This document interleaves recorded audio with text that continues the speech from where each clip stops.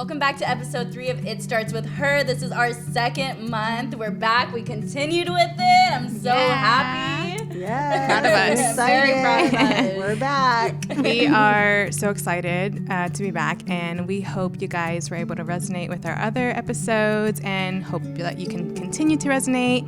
And we're just so grateful for all the feedback that we've gotten and the positivity. And Yes. I remember like the night before we filmed the first episode, I had major imposter syndrome. Yeah. And I was just like, what am I doing? Like, I shouldn't be doing this. I'm not even qualified to like. I know. Even after right? the first episode of watching, I'm like, Yes. is anyone gonna listen to us? Exactly. But, like, everyone's been super supportive. Yes. Are they going to come after us? I know. Yeah. I'm like, hey, this Like- is just our experience. Exactly. And we're just sharing it with you. So, but no, honestly, everyone was so supportive and the comments were awesome and Yeah. they loved it. And so we're hoping that, you guys join us and continue to, heal with us. Resonate. Yeah, heal with us. Yes. All right. How was your week though? Before. It's been good. I mean, it's still gloomy here in LA, so I'm kind of over the rain. I know. It Wanted just to feels get a like little it's back to back Brighter rain. now, I know. Yeah. But no, I just turned 6 months, so Yay. I can't believe she's getting so big. So big. It's I have flying. a picture of you and Brian and the baby on when she was just a newborn. She looks so different. She's like Yeah. growing into a little human. Yes, Oh my she has like gosh, her I own know. personality.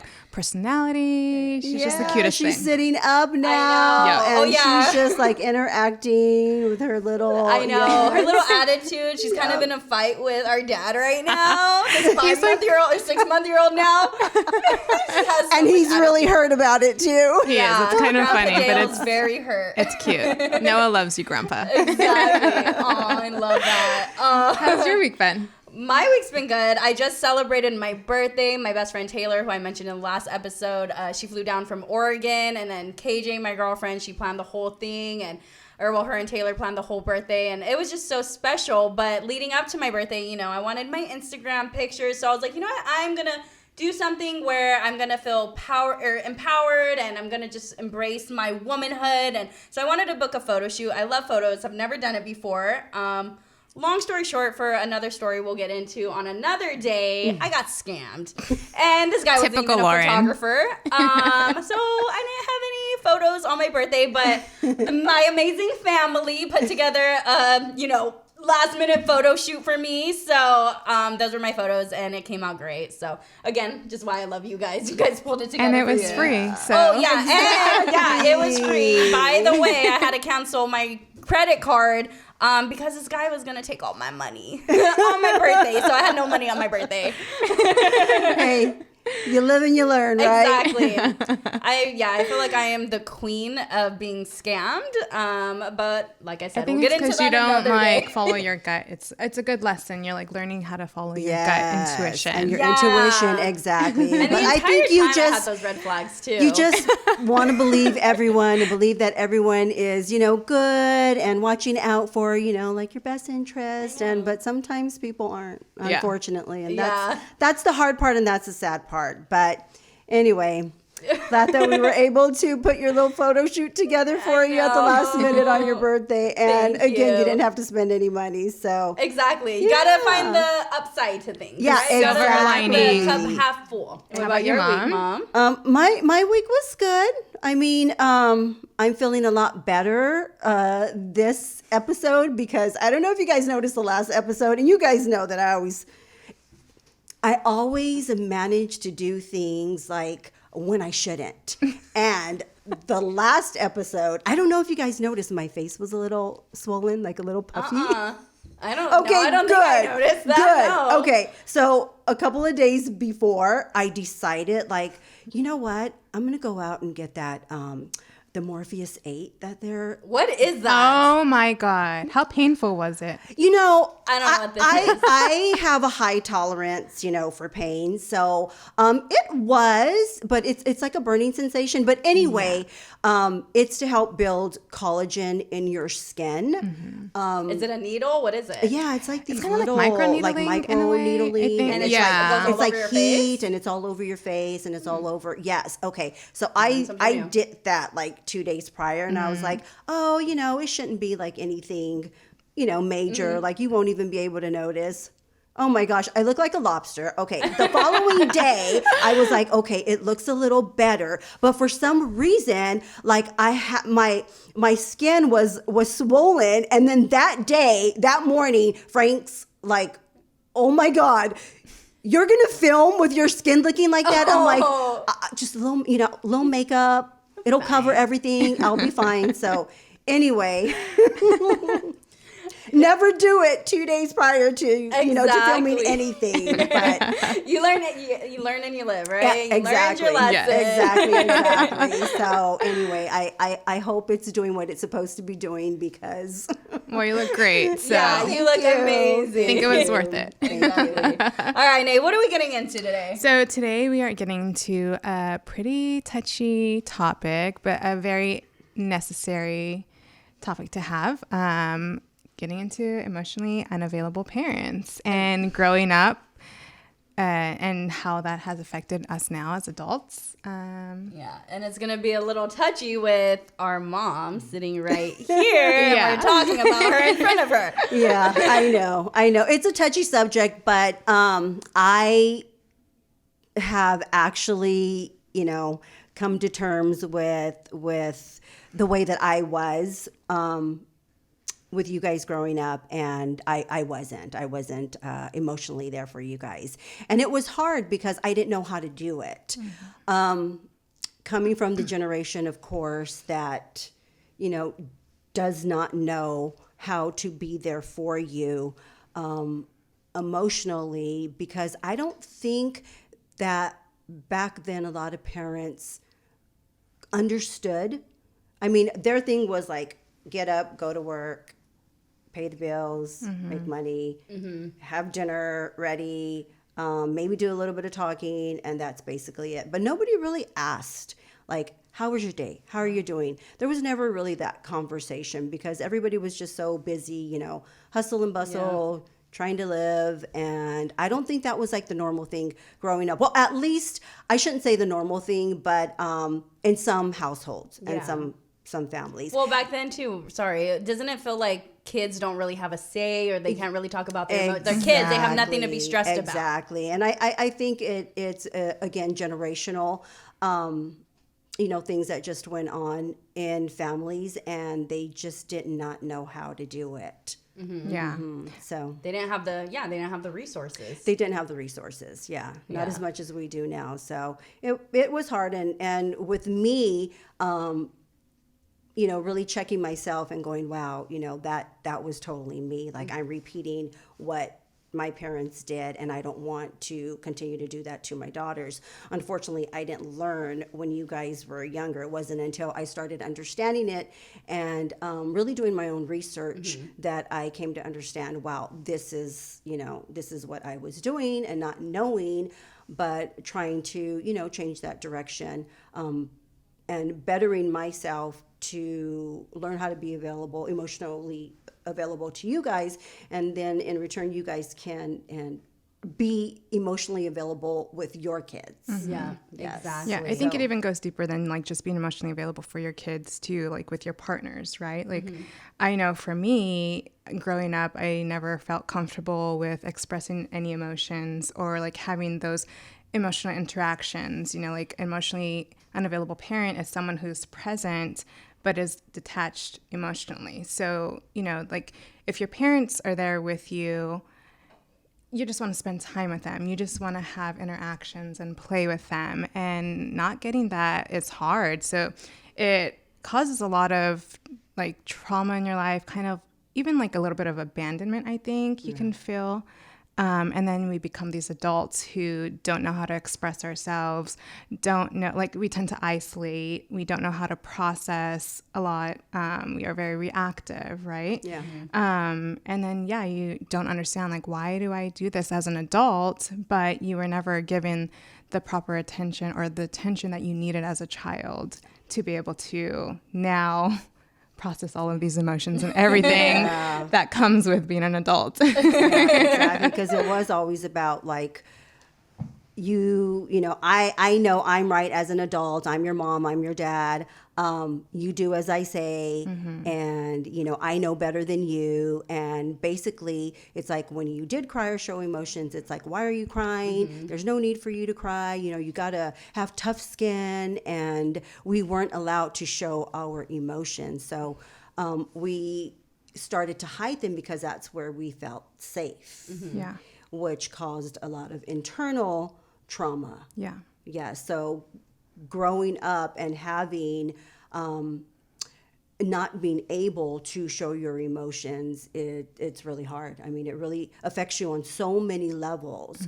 Like even with my own personal relationship, I mean, me and Frank were just having this discussion the other day, and we were having a conversation, and we were, you know, it was a little, I shouldn't say heated, but I was trying to express to him like what it is that we're lacking in our relationship. And we have had these conversations before, but I finally realized like what I'm asking from him is something that my parents didn't give me as a child. And it's not fair to him because I'm losing out on the way that he can love me.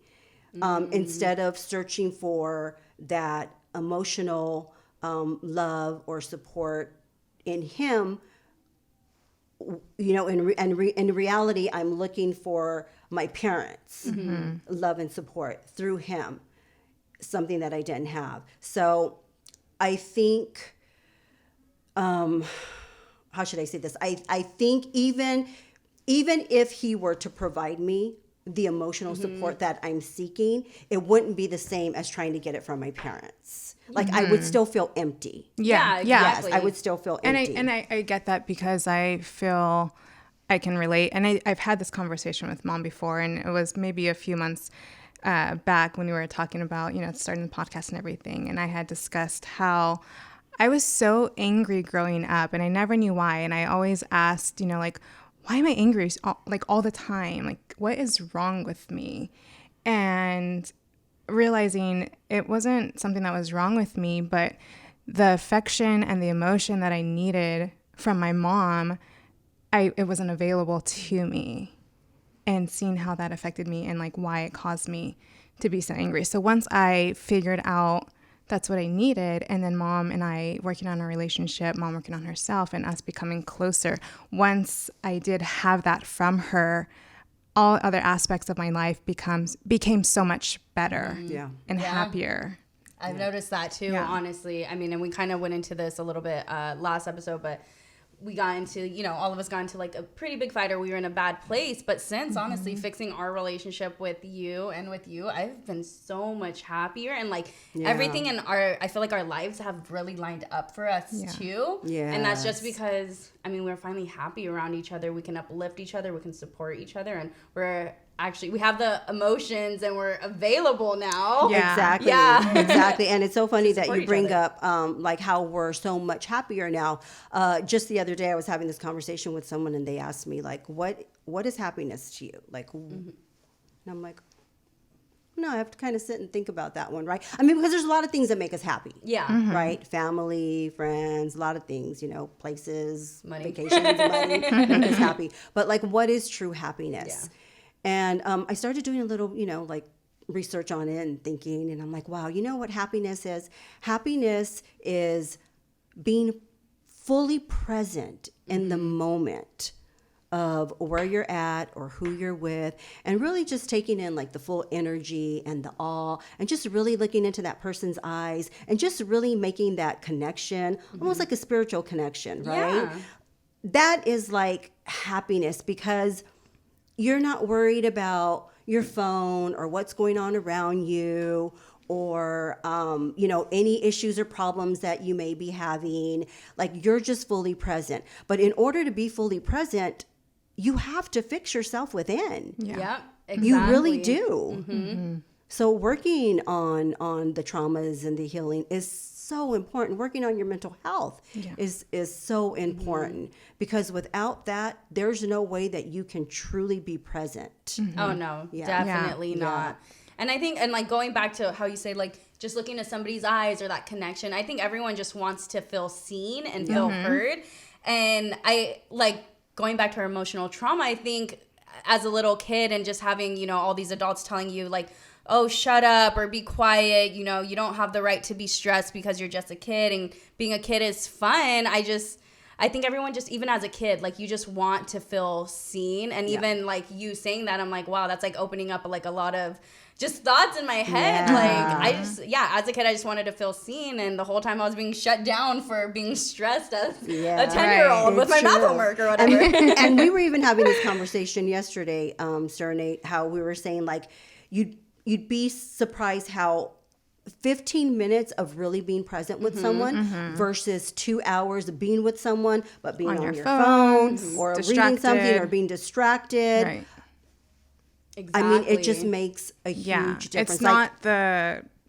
It's not the time, like the amount of time, but it's the quality of time that you have to connect with someone. We can be together here all day for 24 hours, not say one word to each other, be on our phones the whole time. And how did we really connect with one another, you know? Yeah. And that's the worst, like feeling like you're in a room with somebody or even multiple people, but still feeling lonely. Yeah. Like, I don't like that feeling. I know, it's awful. And then I really do feel like I did that a lot to you guys. Like, I didn't allow you guys to sit there and talk to me. I really didn't give you that time. You know, to really just tell me, like, how are you feeling? How's your day at school? I mean, we talked, but it was more like while I was, you know, cleaning or doing something. Like, it wasn't You're that always distracted. full attention. I was always distracted. Yeah. So it's so important for moms with their kids, you know, whether they're young or whether they're older, you know, your guys' age as well. Like, give your kids that, like, even if it's that 15, 20 attention. minutes, the undivided attention, because then that's when you guys feel really seen. I remember the other day when we were having breakfast with Grandma and Grandpa, and my mom has a tendency to do this, but even my dad, because he did it the other day, and I was like, oh my God, this is one of the reasons why I felt like so unseen when I was growing up. And so while I'm trying to have like this, you know, really serious, intimate conversation with them. She was sharing something with them that was important to her. Exactly. That was really important. And the baby was there. And then I'm like full on eye contact with her. And then she looks at the baby and she's like, hi, sweetheart. Hi, sweetheart. And I'm like, there she goes. She's doing it again. I looked at Serenade and I got up and I'm like, I'm going to go to the restroom.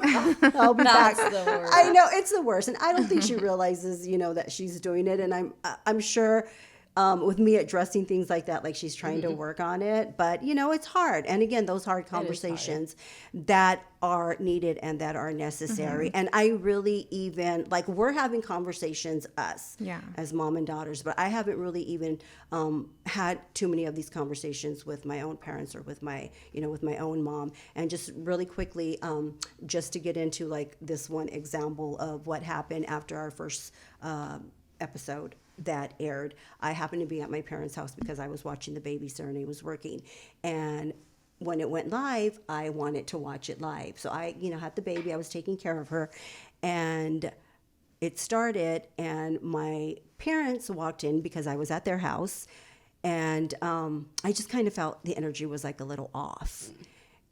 And I already knew that my mom probably had mentioned something to my dad, and I really wasn't sure like how they were feeling about it, or if they were a little, you know, worried that, you know, all this family stuff is going to come out, but not on a negative level. Like, I would never, you know, do anything or say anything to embarrass my parents, because even though my parents got that emotional part wrong, my parents got a lot of things right. And they have always been there for me. And they're the best grandparents. And they really are. Love you like no other. Yes, they do. So I think it's just that, you know, culture back then, that they didn't see anything wrong with it. And I know now that they're starting to listen to what, you know, we're saying, and seeing, you know, taking accountability themselves. However, it is really hard now that my parents are older, because it is kind of like a touchy subject, because you're like,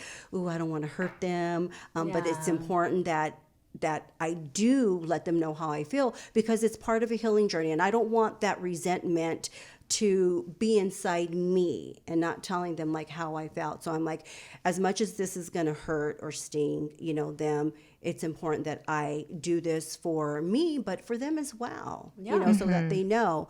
So when they came in, I kind of felt like, oh gosh, I don't know if they're going to be, like real happy about this. I mean, this was an exciting day for me. Yes. Right. So we sat down and we were going to eat breakfast. I'm like, so are you guys ready for the podcast? And there was like silence. And I was like, oh my God. Yes. Oh, no. So I'm like, okay. I can see that they're like not really happy about it. They don't have very much to say about it. I don't think my dad even said anything. Like, it was just kind of like an awkward silence, right? And anyway, so I'm like, okay, I'm either going to like react because I felt a little, like a little anger, but then a little hurt, because this was something that, we've been working on, and this is part of my healing. And I thought, again, I had to take a step back and think, okay, here I am feeling like that little girl again, thinking like, oh, I'm just trying to, do something great so my parents can be proud of me. And I'm like, you know what? I can't let that stop me. I can't let whatever it is that's going on with them affect, or how they feel affect what I'm doing for myself. Yeah. So I got up and I said, okay, I'm going to take a step back, and I'm going to excuse myself, and I'm going to leave. So I did. I said, you know what? I think I'm going to come back to eat. So I took the baby and I left, and I went into the room, and I'm like, okay, I can either go back in there and rage like how I normally do, because I felt so unseen and so unheard. Or I could go back in there and have a conversation with them, or I can wait for Serenade to get home and I can just leave. I'm like, which way am I going to do this? So I decided to address it. And I went back in there with the baby and all. And I said, I wasn't looking for your approval, or I wasn't expecting anything, like for you to jump up, and congratulations, so excited. But I was at least hoping that I would get something from you guys, like some kind of emotion from you guys, and it didn't have to be, like positive. All I was hoping for was maybe like, hey, I'm glad this is something that, you're working on. This is your journey. We know you've had your struggles emotionally, so glad you're doing it. Yeah. Right. And that's not what I got. Yeah.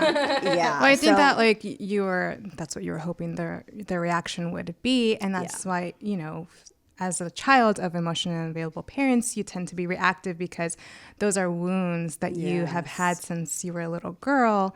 And now this was a trigger for you. Yeah. And so, I mean, instead of, you said, I didn't blow up. And so you took a step back and you're like, okay, how am I going to address this? Which was good.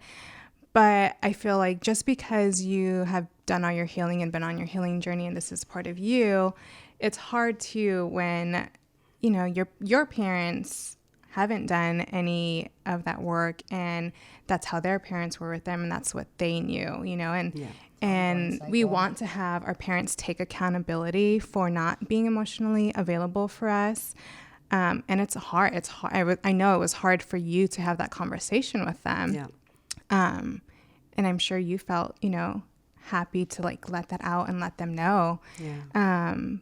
But also that sometimes parents, we want them to take accountability, but they just don't have the capacity to sometimes, right? Exactly. And I know like grandma she sees like what we're doing and she's getting it a little bit, but sometimes there's parents who just don't get it, right? Yeah. And I think they just don't understand or comprehend, because still, that old school mentality of like, oh, you guys are crying about nothing, exactly. Should have tough skin, and look at how I grew up, and I'm okay. And I'm like, really? Are you okay? Yeah. You don't seem okay. Because you could have fooled me. Yeah. But anyway, I think with having that conversation really did help, and my Dad did tell me he didn't quite understand like what I was trying to say, because in his mind he's like, well, we've always been there for you.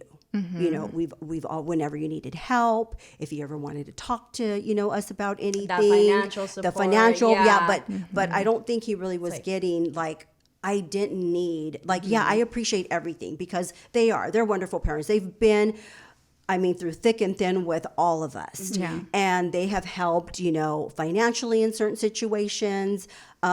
So I know that I could always go to them for that. However, I didn't feel comfortable enough to go to them on an emotional level when things were going on, you know, Yeah. in my life. So I either had to deal with it on my own, or maybe seek help or talk to someone else. And I wish I could have gone to my parents for things like that. But I kept kind of going back and forth with my dad, and he's like, you know, we've been there for you, and I just don't understand like how you feel. And I said, and that's just it. Like, you're not understanding that I did not only need the financial support, or, you know, you providing a roof over our head and food on the table. What I needed was that emotional support that you guys lacked. You know, I never received that. And that was something that I needed, especially me being an emotional child. I mean, I'm so, you know, like I cry for everything. Same. Yeah. Yeah. Got that from you. So I just kept telling him, look, Dad, you have been there for us 100%. But what you're not understanding is I understand you guys didn't have the capacity to be there, but you also have to understand that I needed that. And how should I say this without getting emotional, because I don't want to cry, but he basically told me, we were there for you. We've always been there for you. However, if you expect me to dig deep, that's not me, and I can't do that. So he basically was telling me, like, I know I'm not an emotional person, and I can't give you what I don't have. And as much as that hurt, I had to be able to accept that and be okay with that, and know that, you know, I can't continue to search and look for something that he can't provide for me. Well, especially because, you know, it's hard to want to, you know, make people accountable, but also you have to see the generation before, like their parents, they didn't have that capacity to give them the emotional support. And that was passed down to, you know, your parents, to our grandparents. But I think, you know, like it kind of comes full circle, because I feel grandma and grandpa may not have been there emotionally for you when you needed it. And that the same for us, you know, maybe you weren't there emotionally for us when we needed it, but grandma and grandpa have been there, I feel, emotionally for us as grandchildren, you know, and you doing the work, you're able to be there emotionally now for Noah. And I sent Mom something, and it was about similar to this topic, but, you know, when you become a mom, it's a huge thing.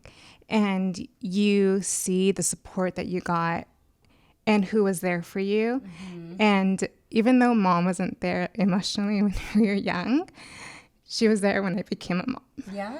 Yeah. And that does. I mean, and that's the way that I see it. Like, I have to be able to provide that for myself. What they can't give me, what he can't give me emotionally. I have to be able to provide that within myself and know that that's enough and be okay with that. But then I also have to allow him to love me the way that he knows how. So I think I've really been reflecting on that, you know, for the last couple of weeks since, you know, this happened. And that's part of healing, you know, just accepting it and just allowing, hey, you know, my parents aren't capable of providing that for me, and I got to be okay with that, and I'm just going to let them love me the best way that they know how. But it's the way you did say, Serenade, like, I can see the difference. Like, maybe they didn't provide that for me, but I can see that they provided that for you guys as, you know, their grandchildren. And I'm like, what happened I here? know. Like, why couldn't I have gotten that? Yeah. But imagine, like, and I think there's like, this TikTok trend that goes around, but imagine if we were the parents to our parents. So imagine if you were the parents to grandma and you were the parents to grandpa, like how much more loving they would be, or not that they're not loving, they're amazingly loving. I said that wrong. They're loving, but they're just, how you said, they're emotionally unavailable. So imagine if you were their parents and how they would just, it would just be different. It would be. And I do think about that. I'm like, gosh, if I were now, like being a parent now, a mom now, if I could go back and parent them the way that they needed to be parent also, it would be totally different. But it is. I mean, the way I wasn't there for you guys emotionally, but now with Noah, like I'm like, oh my gosh, like it's just, it's unfortunately it's different, but that's how we learn. But you did on like the right time, because I think Serenity was able to, with the help of you, was like able to really prepare for. Yeah. And I think also like when you become a parent, you in a way like are able to heal yourself and your inner child. And I've been doing that. And, the love that I give to Noah, the patience, the attention, I tell myself to like, you deserved all of this that you're giving to your daughter. Yes. And it's beautiful that I'm able to be able to become a mom and also heal at the same time. Yeah, exactly. And it is. It's a true blessing because, like, again, because I wasn't able to give that to you guys growing up, but now I've got my granddaughter that I can give all that to. Yeah. And still continue to give that to you guys, because it's never too late. Yeah. Like as parents, it's never too late.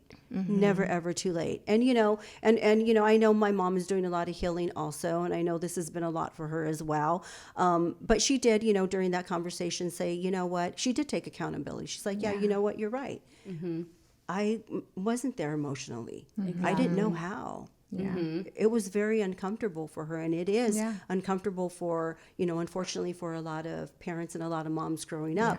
But getting comfortable is where we want to be. Yeah. And by breaking, those that generational trauma, and just teaching, our grandchildren and you guys now, are learning from my we just mistakes. have to lead by example. Exactly. Yeah. I remember like getting back to the fight that Lauren had talked about. This was last year when I was pregnant, and it was a really big fight that three of us had gotten into. And it really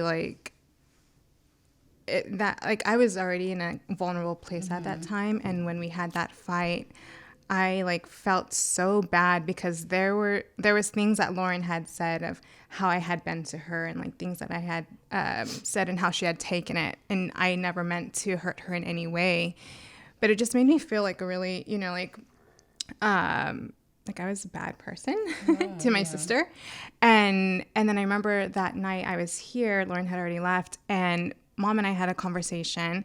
And it was a really good one. And at the end, we hugged. And that was the first time that I really felt comfortable, hugging Mom. I never felt comfortable hugging anyone except Brian and Maddie. Yeah. Those are the only two people, And I know, Lauren, your experience is different from mine. How did it affect you? Because I feel like you're just such a lover and a hugger. And it's just something you're comfortable. I remember, us growing up, Lauren always wanted to be, Yeah. I was like, get away. I think as kids, every kid gets a different version, of their parents, of their mom. And I think I got the crazy mom, but also I think I got crazy mom, but I also, so what I remember is growing up, and we had Dad, obviously, we had Pop, and just those relationships, and I feel like it was always either really loving or, the fighting was really bad. So it was never, I feel like, stable. And if it was stable, it was only because we were watching a movie in the living room or something. Yeah. But the emotions were just so crazy and such a roller coaster. And I feel like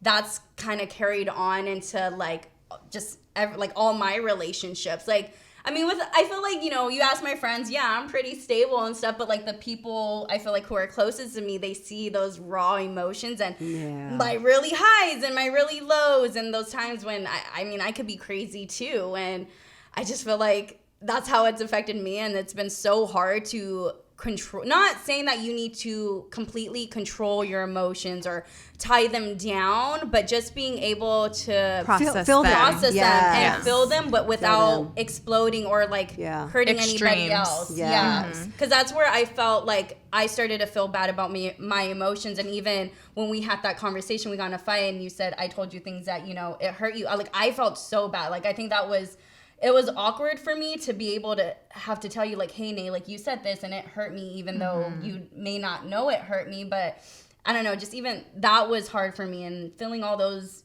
unstable emotions, and I don't know, it was just...